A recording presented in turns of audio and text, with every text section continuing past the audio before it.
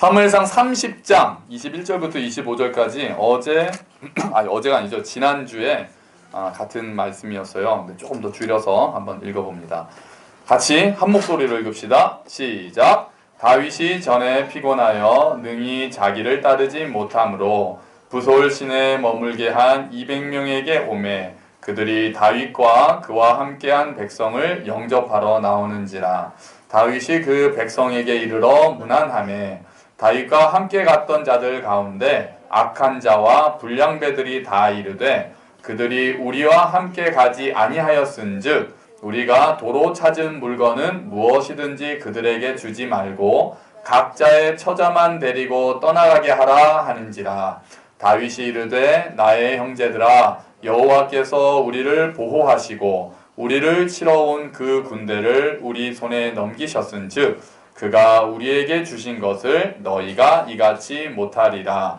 이 일에 누가 너희에게 듣겠느냐? 전장에 내려갔던 자의 분깃이나 소유물 곁에 머물렀던 자의 분깃이 동일할지니 같이 분배할 것이니라 하고 그날부터 다윗이 이것으로 이스라엘의 율례와 규례를 삼았더니 오늘까지 이르니라. 아멘.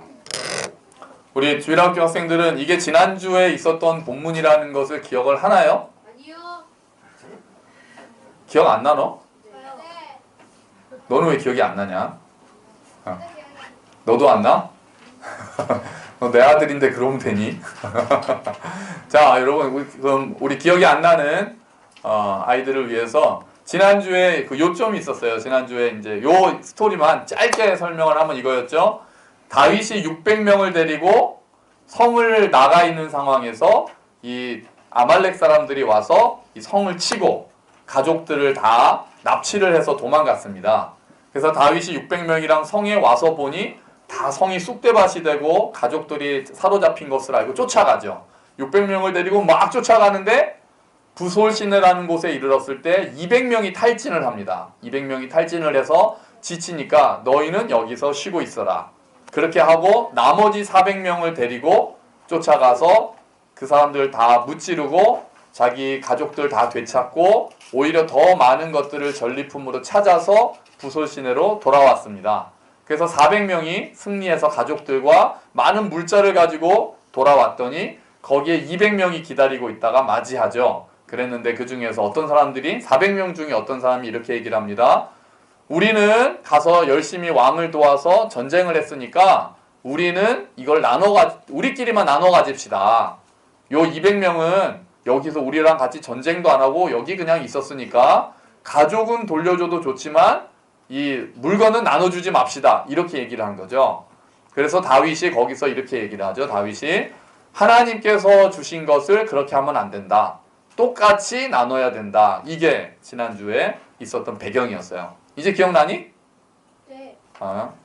승환아 기억나지? 그러면 지난주 설교 제목을 기억하시는 분? 선물. 맞아요. 선물이야, 선물. 이건 좀 기억을 잘하네요. 그래서 다윗이 하나님께서 주신 것을, 그러니까 다윗은 자기가 노력해서 얻었지만 그것조차도 하나님의 선물이라고 이해를 했기 때문에 그거를 나눠주는 데 있어서 더 너그러웠다는 거죠. 그게 지난주 주제였어요. 그래서 제가 지난주에 우리 아이들 중에서 가장 잘 나눠주는 애를 누구라고 말씀드렸어요? 나드. 그런데 나드 못지않은 사람이 한 명 더 있더라고요. 지난주에 제가 설교 노트 검사했잖아요. 설교 노트를 검사하면서 아이들한테 물어봤어요. 아이들이 이제 설교를 잘 쓰잖아요. 이렇게 쓰면서 너는 그러면 너의 것을 하나님이 주신 선물이라고 생각하고 잘 나눠주니? 그랬더니 모든 아이들이 씩 웃어요. 그건 잘 나눠준다는 뜻입니까? 아닙니까? 아니죠. 그랬는데 단 한 명의 아이가 저는 너무 나눠준다고 엄마한테 혼나요 라고 말한 아이가 있었어요. 누구겠습니까? 동아예요. 동아가 자기는 너무 퍼준다고 엄마한테 혼난대요. 그러니까 동아는 이런 다윗의 마음을 이미 알고 있는 거죠. 이미 가지고 있는 거죠. 그런데 엄마가 이해를 못하는 거죠. 그래서 엄마가 회개하셔야 되는 거죠. 동아가 그런 마음이 얼마나 그냥 고마운 마음인데 엄마들이 보통 그런 거 너는 왜 네 거도 못 챙기면서 남 거 챙기니라고 뭐라고 하시는 분들 계시죠? 그러지 마세요. 너는 다윗과 같은 마음을 가졌구나 이렇게 키워주세요. 너무 걱정하지 마시고. 자, 보통 엄마들이 그래요. 엄마들이 아빠들은 생각이 없고. 자, 근데 오늘은 같은 내용인데 왜 동일한 본문을 또 골랐냐면은 이번에는 카메라를 좀 옮겨 보려고 합니다. 지난번엔 카메라가 다윗을 향해서 있었는데 오늘은 200명을 향해서 카메라를 좀 돌려보려고 그래요. 제가 이번에 주목하고 싶은 이 사건에서는 200명의 마음이 어떻게 변해갔을까에 대해서 생각을 좀 많이 했습니다. 이 부솔신에 남아있는 200명. 자, 한번 우리 생각을 해보죠.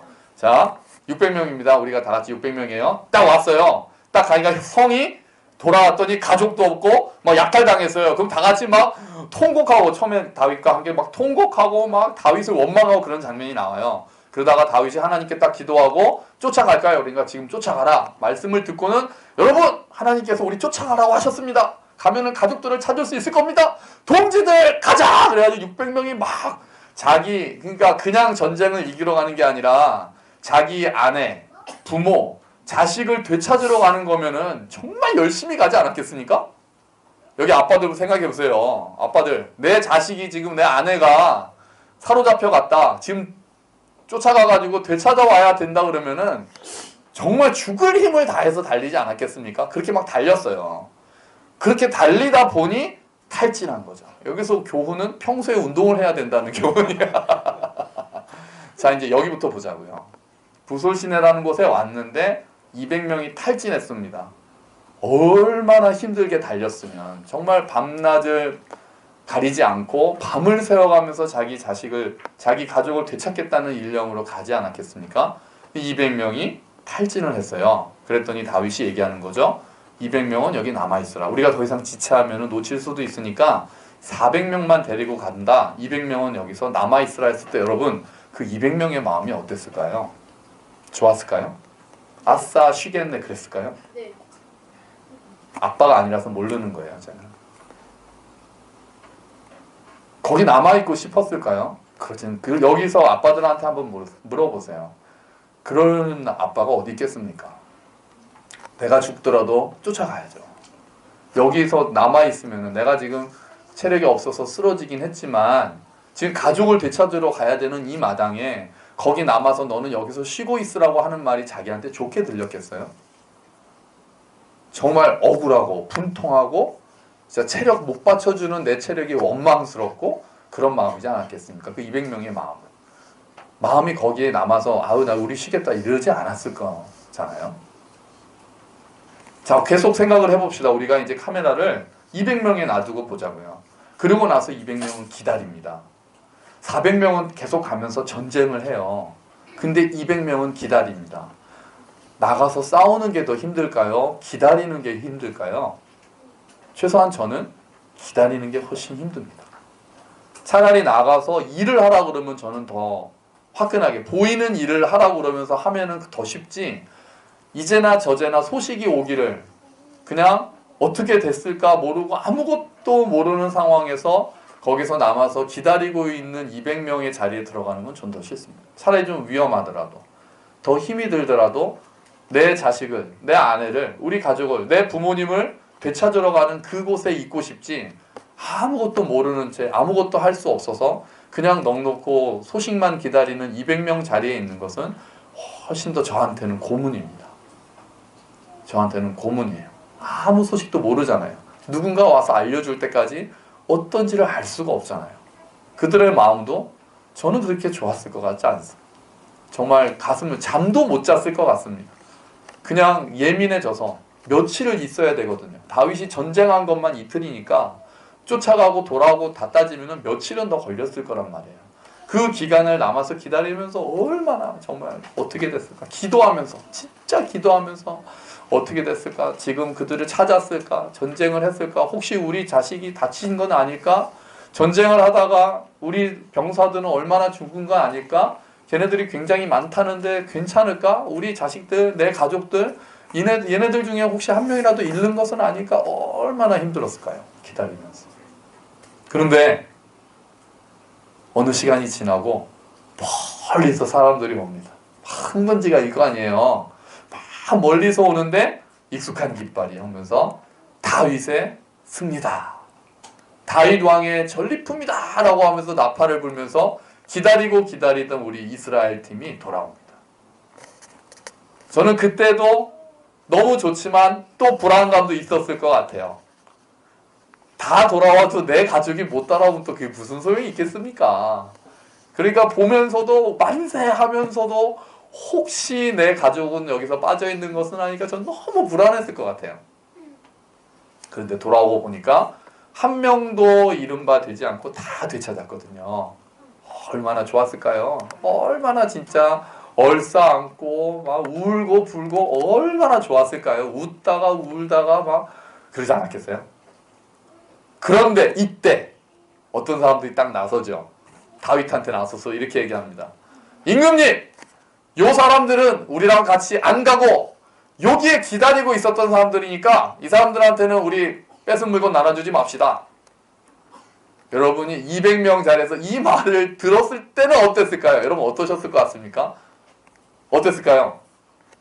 여러분이 200명의 자리에 있어서 기다리고 그냥 가슴 졸이면서 기다리고 원통하게 힘들게 기다리다가 가족들이 와서 너무 좋아하고 있는데 누군가 딱 나타나서 저 사람들한테는 가족만 주고 이거 뺏어온 거 주지 맙시다라고 말하면 여러분 마음은 어떨 것 같습니까?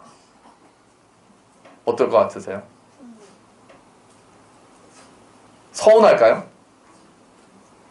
서운할 수도 있겠죠. 하지만 상관없어. 그럴 수도 있지 않을까요? 그래, 네 말 맞아. 난 그거 원하는 거 아니야. 그래, 또 미안한 마음도 있었을 것 같아요. 내 가족을 어쨌든 그 내 동료들이 목숨을 걸고 싸워서 데리고 온 거잖아요. 그러니까 또 미안한 마음도 있고 그래 그 너네 다 괜찮아. 우리는 괜찮아. 그냥 가족들만 무사히 온 것만 해도 난 너무 괜찮아. 그거 다 너네가 가져가도 우리는 할 말 없어. 괜찮아. 그랬을 수도 있고, 그죠? 또 한편으로는 그래도 그런 말을 했다. 그러니까 줘도 안 받겠지만 그런 말을 들으면 또 서운하잖아요. 줘도 안 받아. 나도 뭐 받을 생각도 안 했어 사실. 나는 싸우지 않았기 때문에 가족만으로 오케이. 나는 받을 생각도 안 했는데 손을 들고 저거 주지 맙시다 말하면 또 사람이 또 또 좀 그렇게 말하면 또 서운함도 있고 그랬을 것 같아요. 우리 상상하는 거죠. 그런데 거기서 다윗 왕의 음성이 딱 들리는 거예요. 형제들, 하나님이 주신 선물은 그러면 안 됩니다. 이것은 다 하나님이 우리에게 주신 선물입니다. 그러니 나와 함께 가서 전쟁한 400명과 여기에 있던 200명 다 동일하게 나누도록 합시다. 그 말이 복음이었을 것입니다. 그러니까 그 전리품을 저는 그렇게 생각을 해요. 전리품을 나눠줘서 고맙다기보다 그 마음을 이해해 준 게 난 너무 고마웠을 것 같아요. 사실 남아있는 게 더 힘들었을 것 같거든요. 그 사람들은 너는 남아있었으니까 왠지 느낌이 너는 여기서 편하게 쉬고 있었지? 나는 가서 싸우느라고 힘들었거든? 근데 남아있는 게 전혀 편한 일이 아니었거든요. 남아있는 게 저 같은 사람은 더 힘든 일이거든요. 기다리고 소식 없이 기다리면서 그냥 있는 게 저한테는 너무 힘든 일입니다. 나가서 설치고 돌아다니는 게 저한테는 훨씬 더 쉬운 일이에요. 그리고 그 마음이 정말 어떤 마음이었어요? 그 마음이 거기 남아있는 마음이 그 마음이 정말 쉬는 게 아니고 자는 게 아니고 먹을 거 제대로 먹었겠습니까? 노심초사하면서 금식 기도하면서 그러고 있지 않았겠습니까? 그런 곳에 그렇게 했던 정말 몸은 여기 있었지만 마음은 이미 그들과 함께 싸우고 있었던 그것을 다윗은 이해해 줬거든요. 그래서 다윗이 그렇게 얘기를 했을 때 그것 때문에 너무 고마웠을 것 같은 거예요. 내 마음을 알아줘서.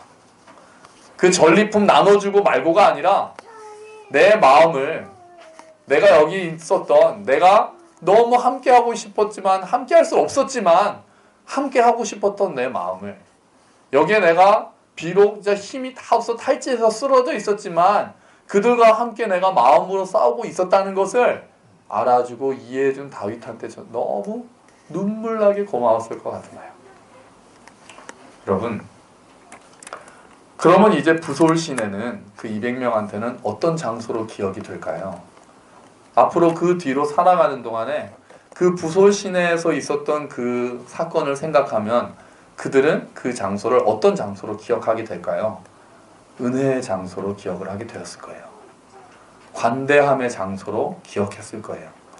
자비의 장소로 그것을 기억하게 되었을 것입니다. 성경에는 이와 같이 관대함을 나타내는, 자비를 나타내는, 은혜를 나타내는 장소가 몇 군데가 더 있습니다. 제가 신약에서 하나, 구약에서 하나를 좀 이렇게 생각이 나서 찾아봤는데요. 하나는 구약에서 룻기에 나타납니다. 여러분 주보를 한번 보시죠.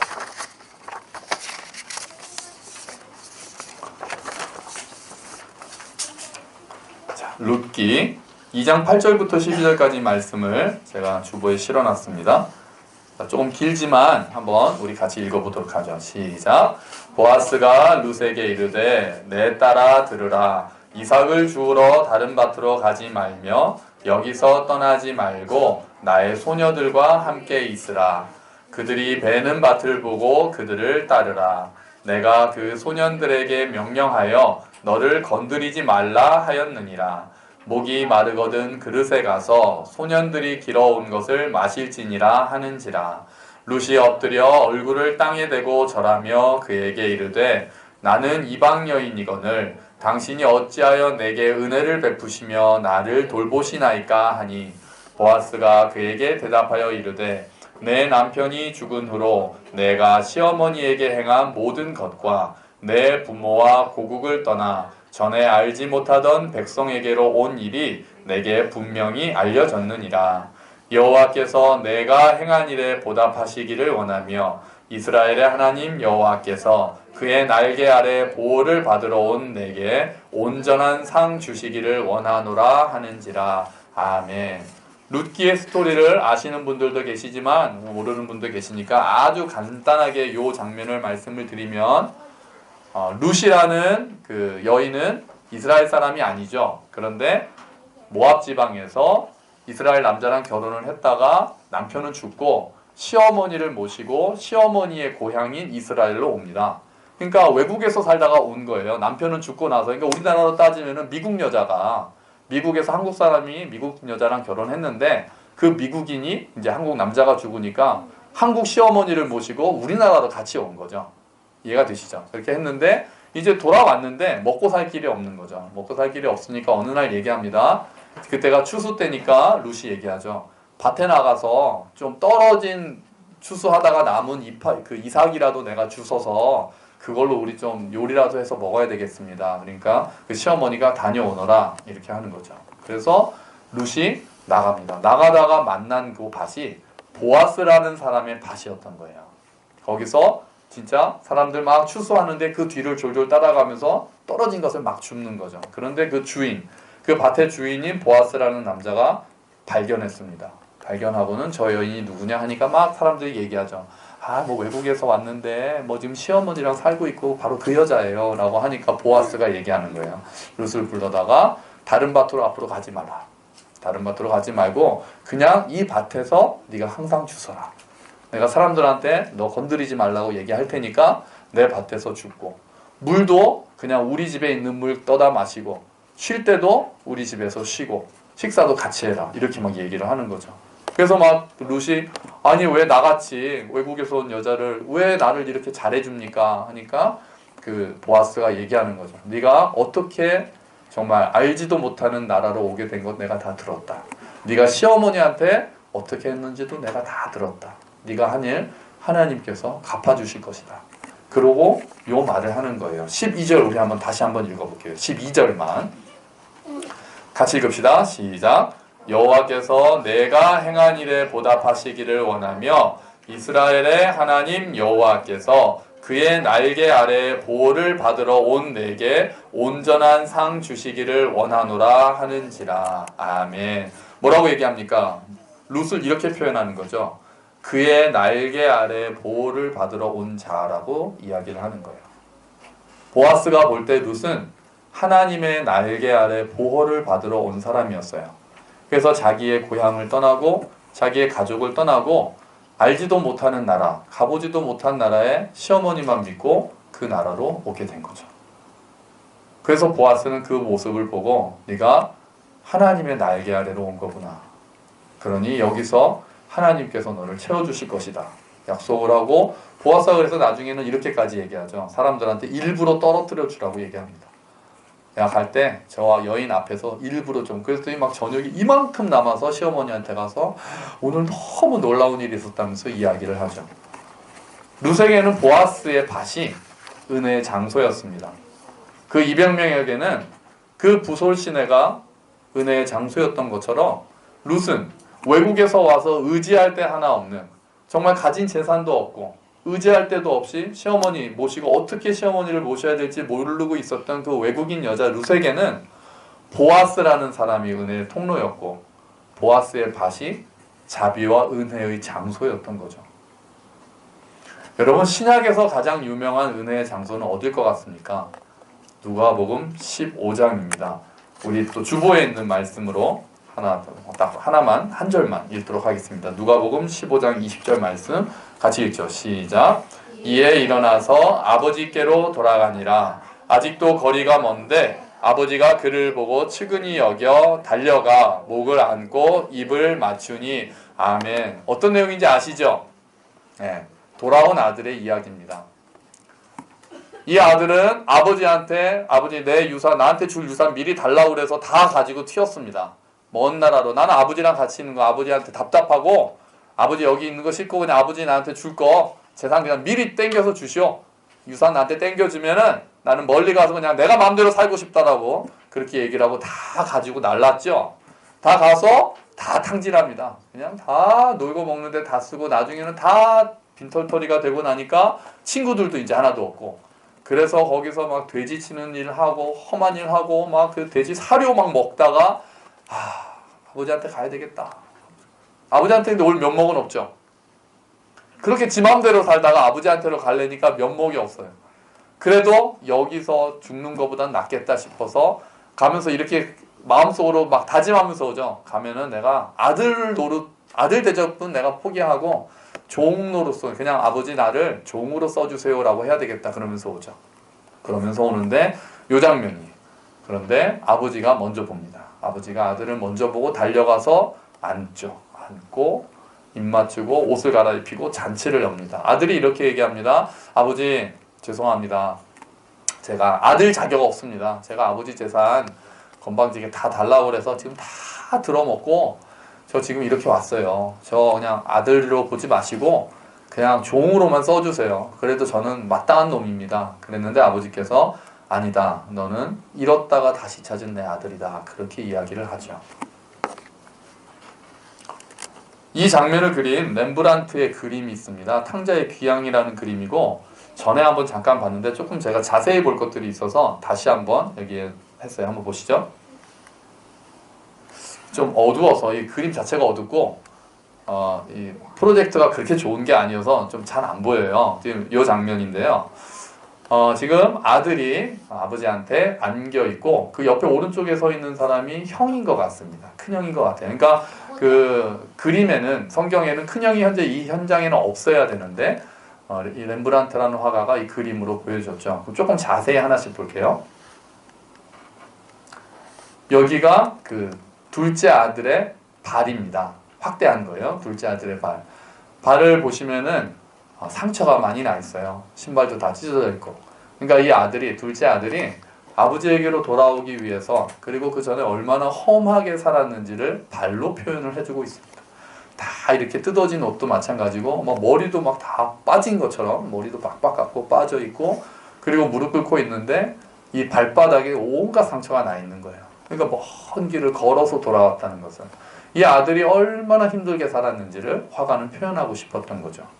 그런데 그 아들을 바라보는 형의 눈초리입니다. 형의 눈초리는 이런 거였어요. 이놈이 지 재산 가지고 아버지 재산 가지고 가서 다 들어먹고는 무슨 낯짝으로 여기 와서 지금 아버지 앞에서 엎드려 있는 거야? 이런 눈초리죠. 눈초리로 그렇게 표현을 합니다. 말은 하지 않지만 그 안에 그 냉정함과 아들을 향한 긍휼이 없죠. 저는 부솔 시내에서 다윗에게 그 200명은 주지 말자고 한 사람이 이런 마음이 아니었을까 저는 그렇게 생각을 합니다. 이런 눈초리가 아니었을까. 그런데 아버지 얼굴은 이렇습니다. 아버지가 눈이 먼 것 같지 않으세요? 이게 확대한 얼굴인데요. 아버지 눈이 한쪽은 거의 먼 것 같고 짓무른 것 같죠. 아마 화가는 아버지가 오랜 시간 동안 둘째 아들, 집 나간 둘째 아들을 기다리면서 눈물로 밤을 지새워서 진짜 눈물로 눈이 다 짓무른 것으로 표현한 게 아닐까 이렇게 싶습니다. 그런데 가장 이 그림에서 놀라운 장면은 이 장면입니다. 그 둘째 아들을 안고 있는 손입니다. 아버지의 손이에요. 그런데 손이 두 개가 다른 거 보이세요? 손 두 개가 다른 거 보이세요? 오른쪽은 약간 곱고 왼쪽은 좀 그죠? 손 하나는 좀 되게 곱고 손 하나는 굉장히 안 곱잖아요. 차이가 느껴지세요? 아니, 안 느껴지시나요? 좀 어두워서 잘 그런가요? 렘브란트는 그래서 여기서 뭘 표현한 거냐면은 많은 그 뒤에 미술 평론가들이 이렇게 얘기를 합니다. 한 손은 아버지의 손이고 한 손은 어머니의 손이라고 이야기를 해요. 그럼 이게 뭐를 말하고 있을까요? 돌아온 아들, 진짜 자기 재산 다 들어먹고 돌아온 아들을 안아주는 손이 아버지의 손과 아들의 손, 그 엄마의 손이 같이 있다면은 뭐를 얘기하고 싶었을까요? 어머니의 손은 어떤 걸까요? 따뜻함이겠죠. 따뜻함, 이해한다, 용서한다. 아버지의 손은 어떤 걸까요? 잘했다. 이제는 너를 내가 보호하겠다. 너는 이제 정말 내 아들 지켜주겠다. 회복시켜주겠다. 권위 있는 손일 거예요. 튼튼한 손일 거예요. 다시는 아들을 뺏기지 않겠다라는 결의에 찬 손일 거예요. 엄마의 손은 위로하고 괜찮다. 쉬거라. 고생 많이 했다. 이런 손일 거예요. 아버지 한 사람의 손을 일부러 이렇게 화가는 남자의 손과 여자의 손으로, 아버지의 손과 어머니의 손으로 그 아들을 맞이하는 그 손을 그린 것이었죠. 여러분은 200명 자리에 서실 때가 많습니까? 아니면 400명 자리에 서실 때가 많습니까? 400명의 입장에서 열심히 일을 하면서 뭔가를 얻어내실 때가 많았습니까? 아니면 200명처럼 힘들고 지치고 쓰러질 때가 많으셨습니까? 우리가 400명의 자리에 있다면 지난주의 설교처럼 내게 주신 것을 선물이라는 마음으로 나눠줘야 되겠다는 생각을 해야 되겠죠. 200명의 자리에 많이 서 있게 된다면 200명의 자리에서는 무엇을 우리가 바라야 되겠습니까? 사는데 지치고 질병 때문에 몸이 약해지고 사람들과의 인간관계에서 너무나도 치이고 이런 일 저런 일 먹고 사는 거 힘들고 사업 끌어나가기도 쉽지 않고 그런 사람들은 200명의 자리에 있는 거겠죠. 한 사람도 어떨 때는 400명의 자리에 설 수도 있겠지만 또 어떨 때는 200명의 자리에 서게 될 때가 있을 것입니다. 그런 사람들은 이제 무엇을 기대해야 될까요? 200명 자리에 있는 분들은 어디에서 위로를 받을 수 있을까요? 어디에서 괜찮다라는 이야기를 듣고 어디에서 용기를 얻을 수 있을까요? 또는 내가 그냥 힘든 게 아니라 뭔가 굉장한 잘못을 저지르고 죄책감에 쌓여있는 사람들도 200명의 자리에 있을 수 있겠죠. 미안한 마음. 교회 안에서도 누구는 되게 열심히 일하는데 나는 이런저런 사정 때문에 잘 일해서 교회를 도와주지도 못하고 헌금도 많이 못하고 뭔가를 이렇게 부탁을 받기 좀 내가 몸도 약하고 또 아기도 어리고 이런저런 것 때문에 열심히 돕지도 못해서 미안한 마음에 계시는 분들, 그런 분들 또한 200명의 자리에 있는 거죠. 이런 분들의 부서울 시내는 어디가 될까요? 지쳐있고 가슴 아프고 힘이 드는 사람들의 부서울 시내는 어디가 될까요? 그들에게 은혜의 장소는 어디가 될까요? 무엇보다 하나님 품에서 그 위로를 찾을 수밖에 없습니다. 하나님은 어떠한 분이십니까? 아까 우리가 화가의 그림에서 본 것처럼 아버지의 손과 어머니의 손으로 우리를 품어주시는 분이세요. 잘못을 그냥 다 용납하시는 분이 아니라 잘못 이전에 용서를 하시는 분입니다. 우리가 청년부 성경 공부 본 것처럼 요한복음에서 가늠하다 잡혀온 여인에게 네가 이거를 잘못했으니까 그거를 고치면은 내가 용서해 줄게가 아니라 나는 너를 정죄하지 않겠다. 하지만 다시 가서 이제 죄는 짓지 말거라. 정의를 말씀하시고 공의를 말씀하시지만 그게 먼저가 아니었습니다. 예수님은 용서를 먼저 하신 분이셨어요. 우리가 이러이러한 거 하나님 앞에 죄송하고 이러이러한 거 부족하고 죄송한 마음으로 이러는 거 힘들어서 나오면은 하나님이 먼저 야단치시고 너 임마 그러니까 잘하라 그랬지. 네가 그럴 때 내가 그럴 줄 알아봤다. 아버지가 그렇게 하지 않았잖아요. 누가복음에 나온 아버지 그러지 않았습니다. 아들한테 앞으로 너 잘할 거지? 앞으로 너 이제 정신 좀 차렸지? 이제 여기가 좋은지 인제나 알겠냐 임마? 아버지는 그러지 않았습니다. 그냥 안아주고 잘 왔다 그랬어요. 너는 내 아들이다. 바로 그 자리에서 위로하고 회복하셨죠. 회복시키셨죠. 하나님 아버지도 그런 마음으로 기다리시는 분입니다. 내가 뭐를 잘했다. 네가 이걸 잘했구나. 네가 뭘 잘못했구나. 이전에 먼저 받아주시는 분이십니다. 먼저 용서하시는 분이세요. 먼저 이해하시고 먼저 위로하시는 분이세요. 아무리 멀리 있다가 돌아온 자가 있다 하더라도 아무리 오랜 기간 멀리 떨어져 있다 돌아온 자가 있다 하더라도 잘 왔다. 하나님의 첫 마디는 항상 그 말씀일 것입니다. 왜 이제 왔니? 이전에 잘 왔다. 이제라도 네가 나한테 왔으니 잘 왔다. 내가 네 아픔을 다 안다. 내가 너의 슬픔을 다 안다. 내가 너의 외로움을 다 안다. 하나님은 그렇게 우리를 기다리시는 분이시죠. 아직도 기다리시는 분이십니다. 오랫동안 기다리시는 분이시죠. 언제든지 돌아오는 것만 바라보시면서 먼저 나와서 이제나 저제나 바깥을 내다보고 계시는 아버지의 마음이신 거죠. 그러므로 우리는 마음이 아플 때도 죄를 지었을 때도 변함없이 하나님 앞에 나아가야 합니다. 그분 앞에 엎드려서 다른 사람이 할 수 없는 위로를, 다른 사람이 조금 도와줄 수는 있어도 24시간 옆에 있을 수 없고, 자식이든 아내든 배우자든 부모님이든 나랑은 또 다르잖아요. 내 마음을 다 아는 사람이 하나님 말고 누가 있겠습니까? 내 마음 깊은 곳에 있는 상처를 아는 사람이 하나님 말고 누가 있겠습니까? 내가 말로 다 표현할 수 없는 아픔들, 다 얘기하기도 구차한 일들, 아니 어쩌면 나도 모르게 내 잠재의식 안에 내 영혼 안에 박혀있는 그 상처들을 다 아시는 분은 하나님 한 분이시기 때문에 우리는 하나님 품으로 돌아오라고 이야기를 하는 것입니다. 우리의 진정한 부솔신에는, 우리에게 진정한 은혜가 임하는 장소는, 우리에게 진정한 자비와 위로가 임하는 장소는 하나님 품밖에 없는 겁니다. 누가복음에서 부솔신에, 그 아들에게 있어서 부솔신에는 아버지의 품이었던 거죠. 아버지에게 안겼을 때 그가 위로를, 자비를, 은혜를, 용서를 경험할 수 있었던 것입니다. 마찬가지로 우리도 또한 하나님 품에 안길 때만 그 모든 것을 경험할 수 있는 거죠. 더 나아가서 저는 우리 교회도 이런 부솔신혜가 되기를 정말 소망합니다.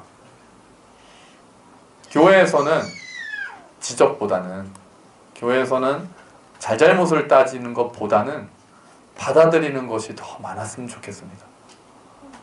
이런저런 미안함 때문에 앉아있는 사람한테 상처 이렇게 다시 파고 그러는 것보다 겉으로 그 사람 어떤 사람인지를 보고 딱 저 사람은 어떤 사람이야, 저 사람은 뭐 자기만 알아, 저 사람은 뭐 봉사를 안 해, 저 사람은 이래 저래, 이렇게 평가하는 것이 아니라 한 번이라도 그 사람이 어떤 상황인지, 그 사람이 어떤 마음인지, 그 사람이 지금 영적으로 어떤 상태인지를 먼저 들어주고 그 사람을 품어주는 곳이 되면 좋겠습니다. 일을 잘하고 못하고의 문제가 아니라 그 마음속에서 하나님에 대한 사랑이, 아니 그 사람을 향한 하나님의 사랑이 어떤지를 전달해주는 사람이 교회에 많았으면 좋겠습니다. 우리 교회가 그런 분위기가 됐으면 좋겠습니다. 지금까지 그랬던 것처럼 앞으로도 참 그랬으면 좋겠습니다. 정말 내가 이곳에 오면 받아들여진다는 느낌, 내가 이곳에 오면은 이해된다는 느낌, 내가 이곳에서는 사랑받는다는 느낌. 우리 아이들도 공부를 못하던, 운동을 못하던, 학교에서 선생님한테 맨날 혼이 나던 어쨌든 간에 교회에 오면은 많은 사람들이, 이 어른들이 나를 좋아하고 이 어른들이 나를 사랑한다는 것을 경험했으면 좋겠습니다. 세상에서, 회사에서 여기저기 치이고, 일 못한다고 상사한테 혼나고, 공부 못한다고 또 친구들한테 놀림받고, 이러저래 또 뒤떨어진다고, 사오정이라고 사람들한테 손가락질 받고, 눈치 없다고 혼나고, 이래저래 마음도 곳 없는 사람들이 교회에서만큼은 아, 나도 사랑받는구나, 위로받는구나, 하나님의 은혜가 나에게도 임하는구나, 그런 것들을 경험하면 좋겠습니다. 저는 이제 목요 모임을 하는데 선민자매가 그 얘기를 하는 거예요. 여름에 이런저런 일 때문에 교회를 오래 못 왔잖아요. 다른 교회 같았으면 그냥 교회를 안 나갔을 뻔했는데 사람이 하도 적어서 나라도 빠지면 안 되기 때문에 교회를 왔는데, 그 얘기 그 다음에, 그리고 장로님께서 뒤에서, 뒤에도 못 앉겠대요. 장로님한테 눈도장을 찍어야 되기 때문에 장로님 앞에 안 앉으면은 꼭 지난주 왜 안 왔냐고 물어보셔서 어쩔 수 없이 그래도 또 나가야 되겠구나, 그런 마음으로 꼭 저희 아버지 앞에 앉아야 되는 거예요. 지금 앞에 앉아 있잖아요. 그 다음에 이런 말을 했어요. 이게 내 교회구나라는 생각이 들고 돌아갈 곳이 있다라는 마음이 든다. 그게 제가 사실은 얼마나 고마웠는지 몰라요. 그래, 교회가 그런 곳이 돼야 되겠구나. 내가 돌아갈 수 있는 곳. 좀 여러 가지 일들로 떠날 수도 있고, 여러 가지 일들로 힘들 수도 있는데, 다시 돌아갈 수 있는 곳이 교회가 돼야 되겠구나. 부솔시내는 그런 곳이 아니었겠습니까? 힘들었을 때, 외로웠을 때, 뭔가 좀 잘못을 했더라도, 민망했더라도, 미안했더라도 다시 돌아갔던 그곳. 우리의 교회가 여기 있는 모든 분들의 부솔시내가 되기를 주의 이름으로 축원합니다. 그것은 우리가 서로 선물을 나눠줄 때 그런 일들이 가능할 겁니다. 그렇죠? 우리가 200명 가운데 있겠지만 그래도 우리보다도 더 10명 안에 드는 사람이 있을 수도 있겠죠. 우리에 있는 상황에 관계없이 우리가 나눠줄 수 있는 선물이 있다면, 내가 먼저 받은 은혜가 있다면 그것을 선물로 나눠줄 때, 그리고 선물을 받고 은혜를 경험할 때, 그러면 그 사람이 또 다른 자에게 선물을 나눠주고, 그렇게 우리 교회는 부솔시내가 될 수 있는 것입니다. 하나님의 은혜가 임하는 곳, 용납이 임하는 곳, 사랑이 임하는 곳, 그리고 그래야만 사실 그 다음에 그들의 행동 또한 하나님의 정의에 맞도록 바뀔 수가 있는 것이죠.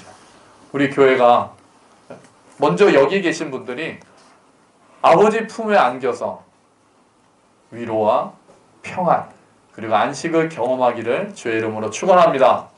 그리고 또한 우리 교회가 그 하나님의 품을 닮아서 사람들을 받아들이고 용납하고 이해하고 사랑하고 품어주는 그런 교회가 되기를 주의 이름으로 축원합니다. 아멘. 우리 함께 기도하시죠.